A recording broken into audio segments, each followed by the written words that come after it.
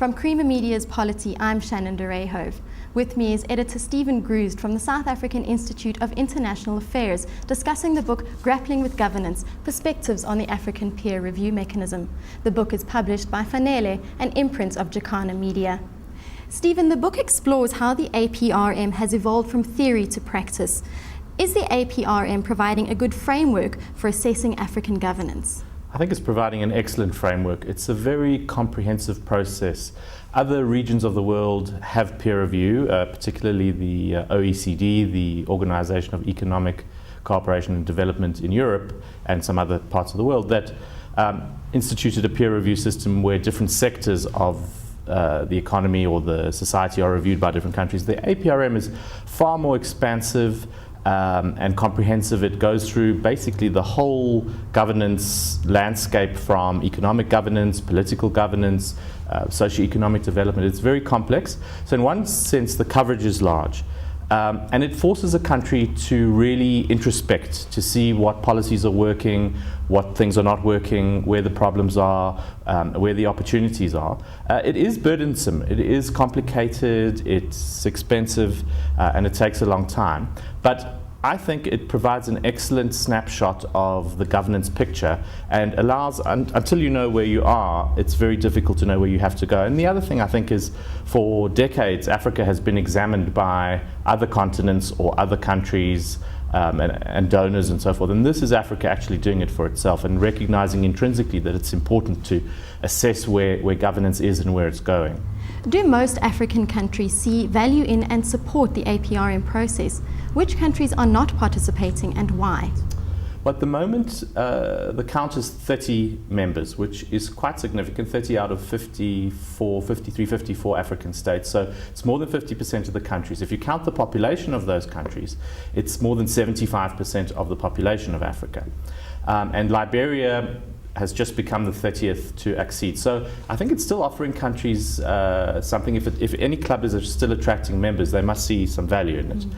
The countries that are not members, if you look at the map, there's a white band down the middle of countries that have not joined. So from Libya, Chad, DRC, that runs almost down the middle of the continent, including in our neighborhood some interesting countries like Namibia, Botswana, Zimbabwe, Swaziland, and DRC, and they have different reasons. For some, it's seen as a Western-imposed, Western-inspired process that they don't want anything to do with. For others, they see it as a way to get Africa to bash one another in public. Some don't see the value. Some feel that the money would be better spent. If you're going to spend a couple of $1 million on a process, you could build a few schools or help with housing, and so the money could be put to better use. I think, but because the membership is still growing, countries do see some value.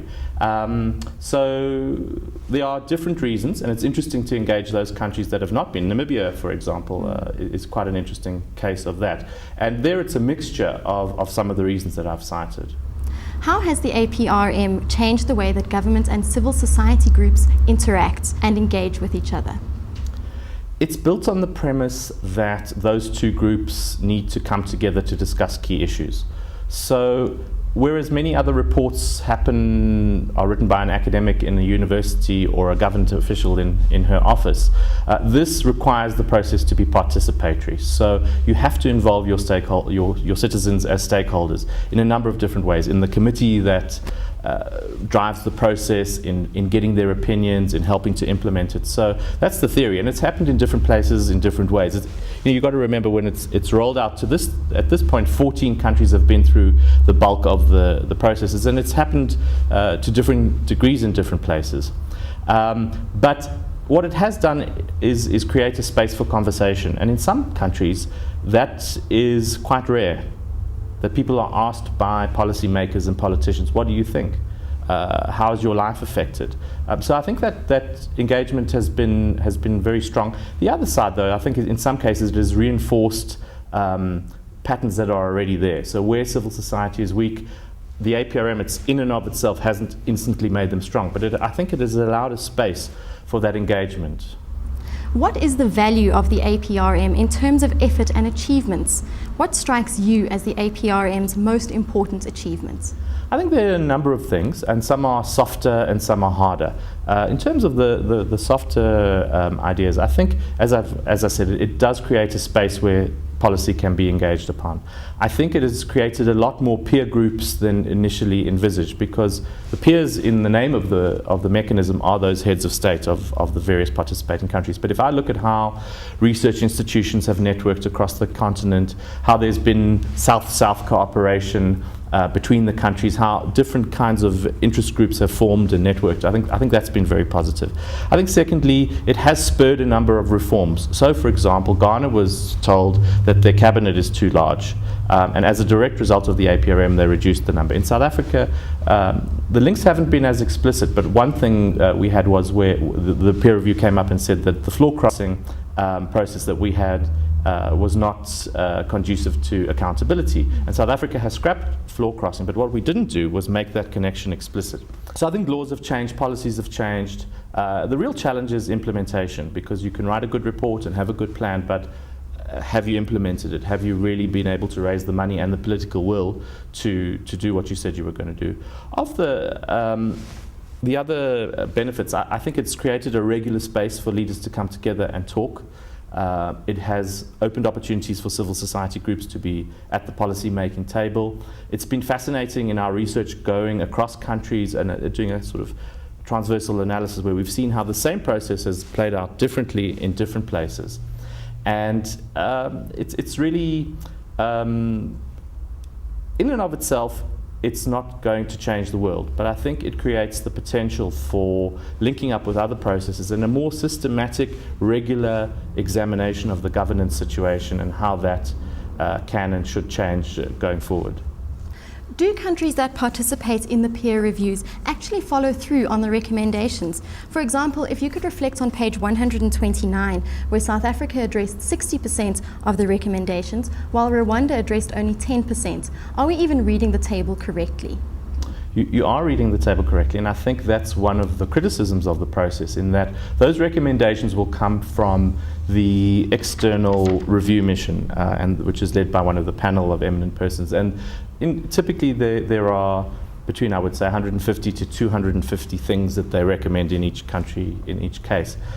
It's up to, at the end of the day, the government to muster the political will to say, yes, we're going to address them. So yes, in some cases, there's been quite a large rejection rate of those initial recommendations. Even further than that is once those recommendations are taken on, what's the quality of the programs or the plans and projects to address them? So I think what we see here is it comes up against the sovereignty question, because it's actually very difficult for sovereign states to accept criticism and to accept suggestions about changing their system from the outside, and it becomes a very political process. I think writing this book and putting it together has shown that while it looks very technical, it's actually at its heart political. And so without, like anything, if you can't muster the political will, it's very difficult to change things. So yes, that is one of the concerns, that many recommendations do not get followed through. And as we're seeing the mechanism evolve now, the juncture that it is at the moment, 14 countries have gone through the review and are meant to now be implementing their programs of action and reporting on them on a regular basis. And we're finding that it's quite difficult, that reporting process is difficult. It's quite difficult to monitor. The APRM, how does it integrate with other things that countries are doing, like national development plans and budgets and Millennium Development Goals and a whole number of other reforms? How does that all sit together is one of the big challenges going forward. Well, thank you very much for your time, Stephen. It was very interesting speaking to you. It's my pleasure.